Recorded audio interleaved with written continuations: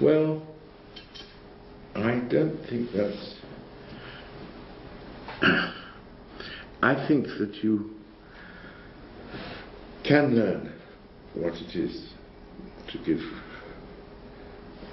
an argument for or grounds for what you say without yet having the notion of it being true independently of whether there are any grounds around or available or any argument to hand.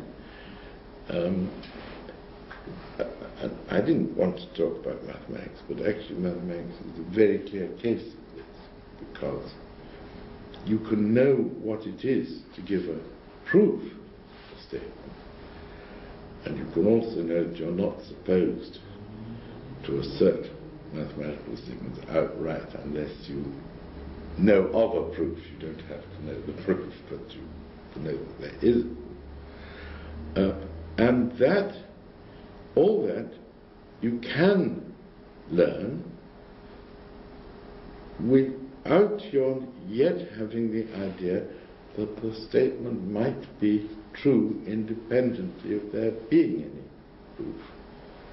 I mean, the reason why I say that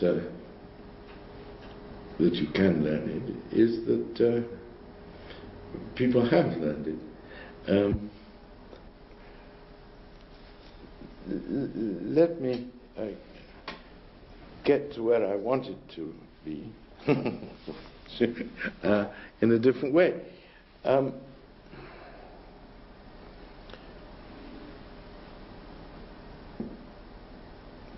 Well, you talked about the logical constants a little time ago. Well, look, let me ask it this way. You've got a truth theory, which a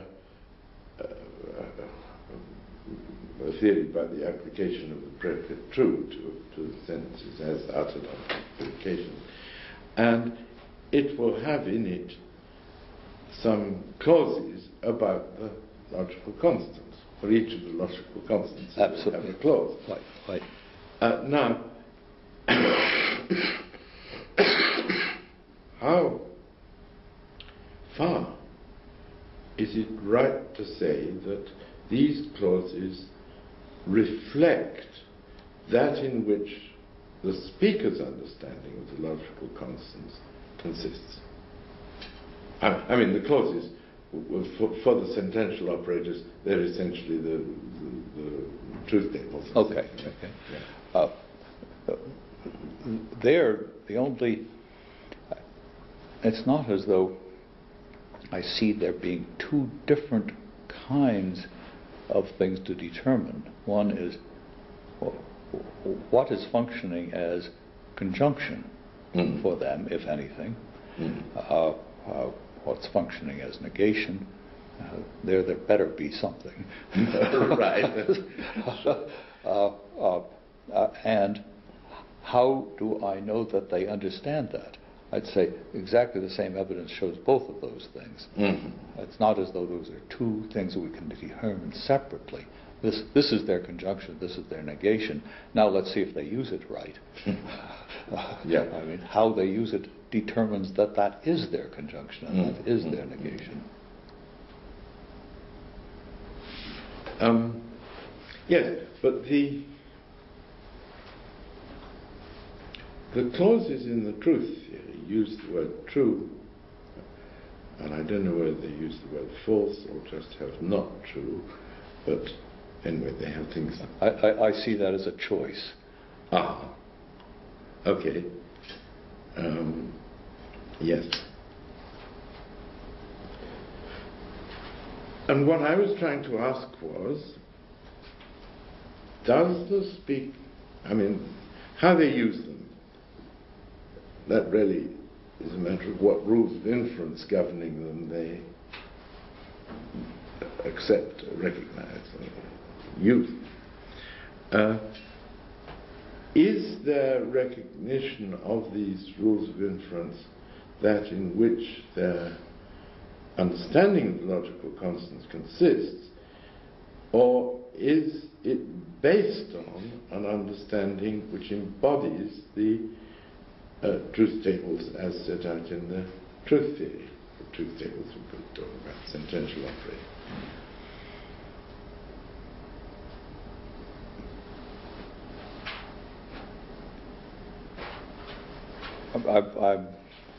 I'm hesitating so long because I'm trying to think where we stand when we ask this question. If I'm an observer and I'm asking myself, how do they think about the logical constants?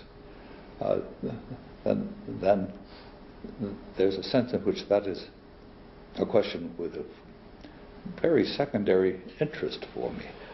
I mean, I think I'm going to find out what they mean by those constants by observing the inferences they actually make.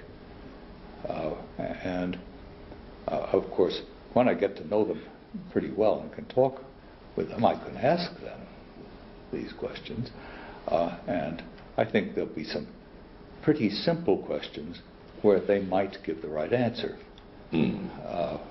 Such as, do you think that if this conjunction is true, this conjunct is true?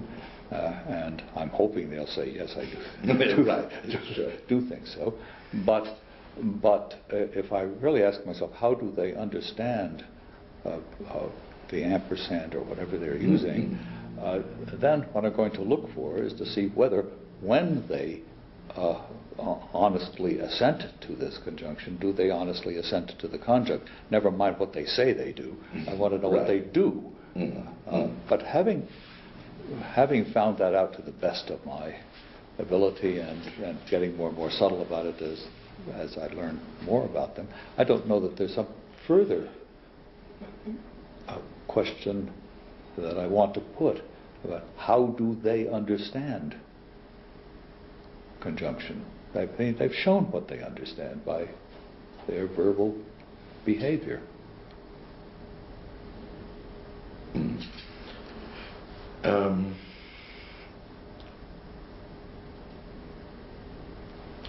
Well, I have some. Let's talk about negation in particular.